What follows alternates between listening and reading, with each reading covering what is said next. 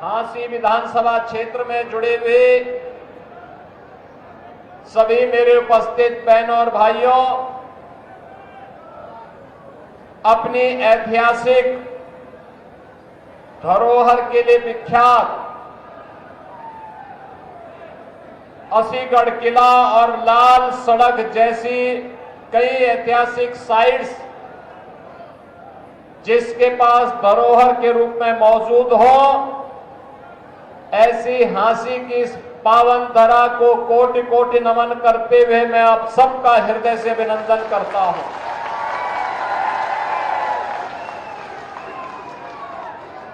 बहनों और भाइयों, हमारा हरियाणा वीर भूमि है, परिश्रमी भी है। देश के पेट को भरने के लिए अन्नदाता किसानों का परिश्रम भी अभिनंदनीय है और देश की सीमाओं की रक्षा करने वाला हरियाणा का जवान भी पाकिस्तान के छक्के छुड़ाने का काम करता है। ऐसे धरती पर आने पर गौरव की अनुभूति तो होगी। बहनों और भाइयों, मैं भी मर्यादा पुरुषोत्तम प्रभु श्री राम की पावन धरा अयोध्या धाम की धरती उत्तर प्रदेश से आपके बीच में आया हूं। अभी जैसे मैं आया, यहां पे राम दरबार के दर्शन मुझे सामने सामने हो गए। छोटे छोटे बच्चे, कोई राम के वेशभूषा में, कोई लक्ष्मण, कोई माता सीता की, कोई हनुमान जी के, ये सबके वेशभूषा में, कोई गुरु वशिष्ठ के वेशभूषा में, लेकिन कोई रावण के वेशभूषा में नहीं था। लगता है आपने तय कर लिया कि रावण, मेघनाथ और कुंभकर्ण की वेशभूषा में केवल कांग्रेस के लोगों को रहना चाहिए। बहनों और भाइयों, अयोध्या में 500 वर्षों का इंतजार समाप्त हुआ। अब अयोध्या में 500 वर्षों के बाद रामलला फिर से विराजमान हो गए हैं। जिस कांग्रेस ने अयोध्या में राम मंदिर के मार्ग में बाधाएं खड़ी की, जब पूरी दुनिया प्रफुल्लित है, उत्साहित है, तब कांग्रेस के ये बदनसीब नेता आज घड़ियाली आंसू बहा रहे हैं, कह रहे हैं कि अयोध्या में 22 जनवरी के फंक्शन में इतना भव्य फंक्शन क्यों हो गया। बताओ, हमारे प्रभु 500 वर्षों के बाद अपनी जन्मभूमि पर विराजमान हो रहे हैं। पूरा देश प्रफुल्लित है, पूरी दुनिया प्रफुल्लित है, लेकिन कांग्रेस के बदनसीब नेता आज भी इसको अच्छा नहीं मानते हुए आज भी घड़ियाली आंसू बहा रहे हैं। बहनों और भाइयों, जिनको अपनी धर्म और संस्कृति पर गौरव की अनुभूति न होती हो, जो भारत की परंपरा पर गौरव की अनुभूति न कर सकते हो, दुर्भाग्य से 1947 में उन हाथों में देश की बागडोर आने के बाद जो ड्रेल शुरू हुआ था, वह पहले अटल बिहारी वाजपेयी जी ने और फिर प्रधानमंत्री मोदी जी ने उसको संभाल करके आज एक नए भारत का दर्शन हमें करा दिया है। याद करिए 2014 में मोदी जी प्रधानमंत्री बने, 17 में उत्तर प्रदेश में भाजपा की सरकार बनी, डबल इंजन की भाजपा की सरकार। मात्र जो काम कांग्रेस 60-65 वर्षों में नहीं कर पाई, भारतीय जनता पार्टी की सरकार ने मात्र 2 वर्ष में वह 500 वर्षों की समस्या का समाधान करके अयोध्या में रामलला का विराजमान करवा दिया।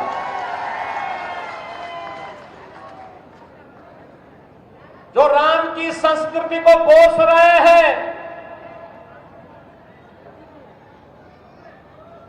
बहनों और भाइयों, राम की संस्कृति को कोसने वाला वही व्यक्ति होगा जो रोम की संस्कृति पर विश्वास करता होगा। ये रोम की संस्कृति को मानने वाले लोग आज राम की संस्कृति को उसको कोसने का काम कर रहे हैं, अपमानित करने का काम कर रहे हैं। लगातार यही कार्य करते रहे ये लोग, और इसीलिए मैं आपसे कहने के लिए आया हूं,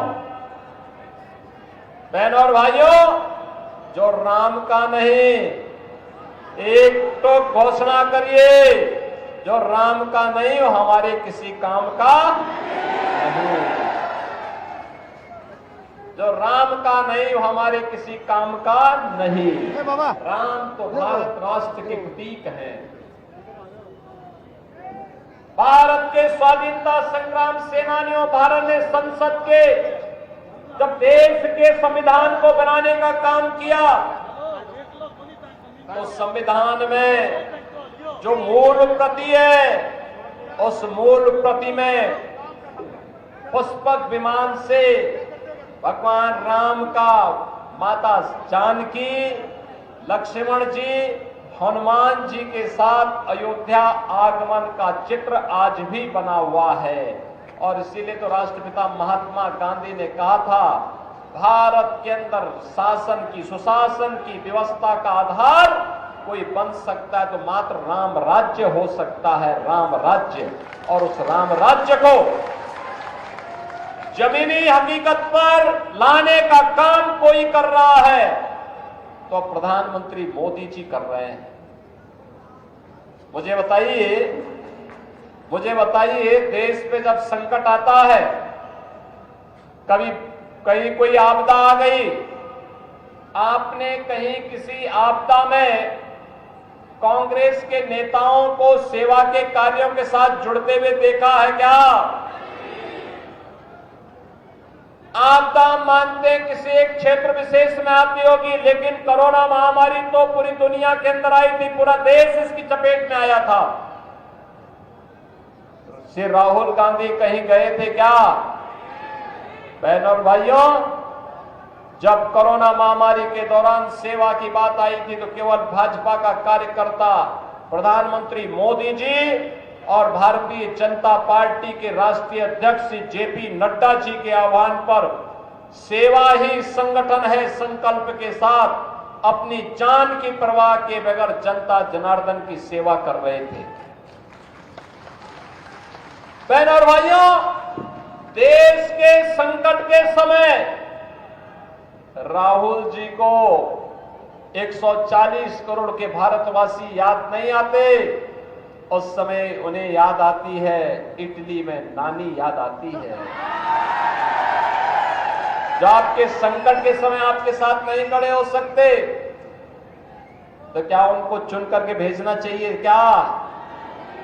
एक गलती कभी मत करना। यह देश लगातार गलती पे गलती क्या करता गया कि इन लोगों ने देश की सुरक्षा के साथ खिलवाड़ किया। इन लोगों ने देश में आतंकवाद की जननी कांग्रेस, उग्रवाद की जननी कांग्रेस, नक्सलवाद की जननी कांग्रेस, भ्रष्टाचार की जननी कांग्रेस और माफिया और कांग्रेस तो ऐसे हैं जैसे एक दूसरे के पूरक बन गए हैं। चोली दामन का इनका साथ हो गया है।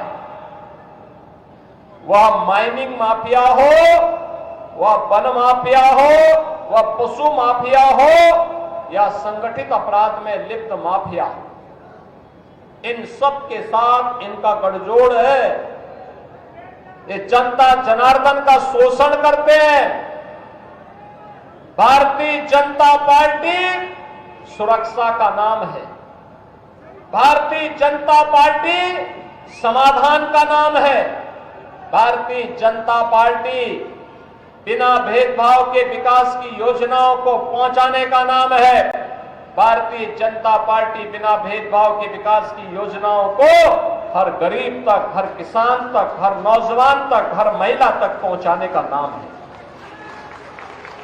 बहनों और भाइयों, मुझे बताओ, ये कांग्रेस के समय में किसान आत्महत्या करता था कि नहीं करता था?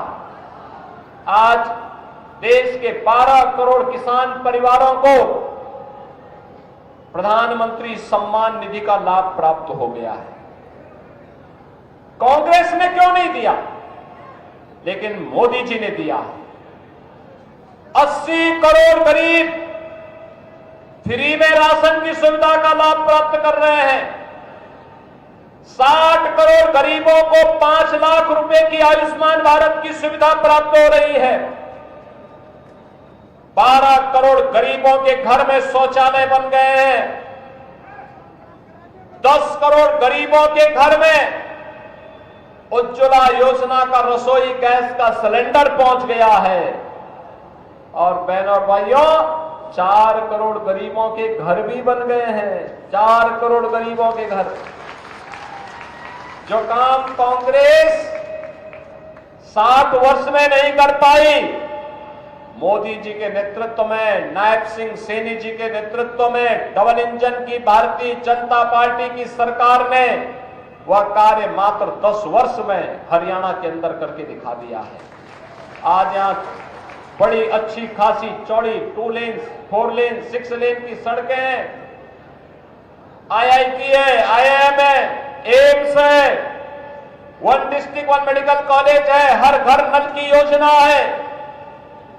विकास की नई नई योजनाएं आ रही है। उद्योग आ रहे हैं, निवेश आ रहे हैं, नौजवानों के लिए नौकरी है, किसानों के लिए तमाम प्रकार की सौगात है। बहनों और भाइयों, ये काम आखिर कांग्रेस क्यों नहीं कर रही थी? कांग्रेस को अराजकता और अव्यवस्था फैलाने से ही फुर्सत नहीं थी। इनके समय में न बेटी सुरक्षित थी, न व्यापारी का सम्मान था, न दलित सुरक्षित था, और न ही किसी व्यक्ति की दौलत ही सुरक्षित थी। इसलिए बहनों और भाइयों, आज जब आपको चुनाव का निर्णय लेना है हरियाणा के अंदर, मैं आप सबका यही आह्वान करने के लिए आया हूं।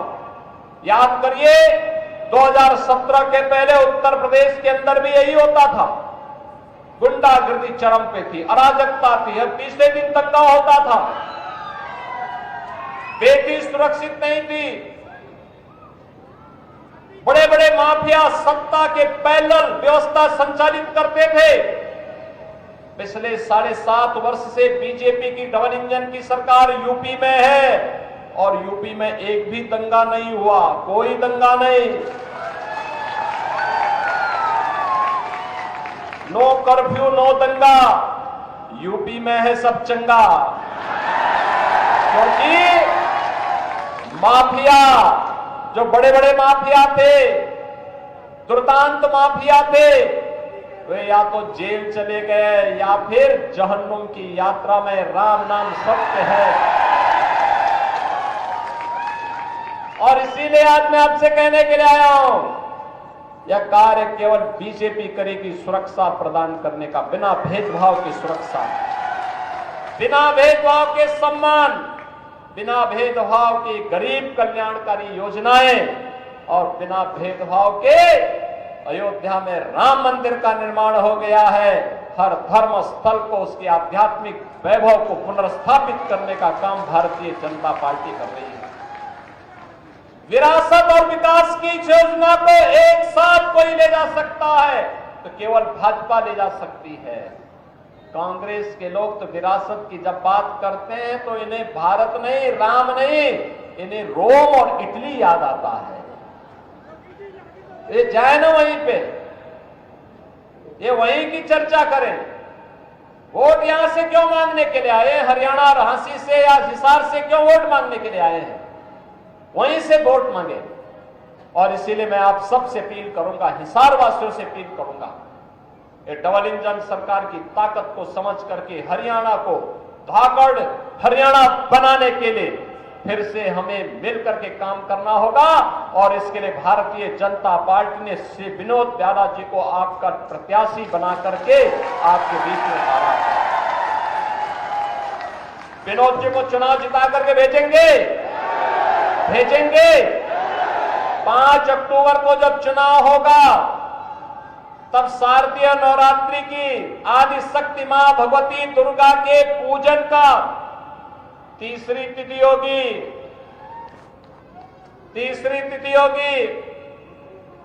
उस तिथि पर जगत जननी मां भगवती को साक्षी मान करके आह्वान करना होगा।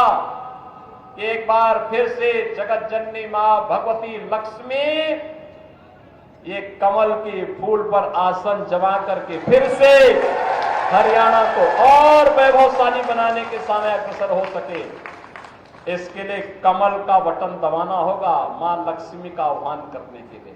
सहमत है ना? सहमत है ना? तो चुनाव जिता करके भेजेंगे।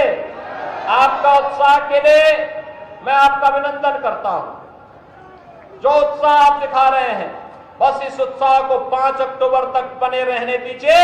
कांग्रेस की जमानत जब्त करिए। जिन्होंने हरियाणा को लूटा है उनको सबक सिखाइए और हरियाणा को फिर से विकास की डबल इंजन सरकार की डबल स्पीड के साथ आगे बढ़ाने की तैयारी के साथ आगे बढ़िए। यही अपील आप सबसे करते हुए आप सब मेरे साथ बोलेंगे, भारत माता की, भारत माता की, भारत माता की जय श्री राम, जय जय श्री राम।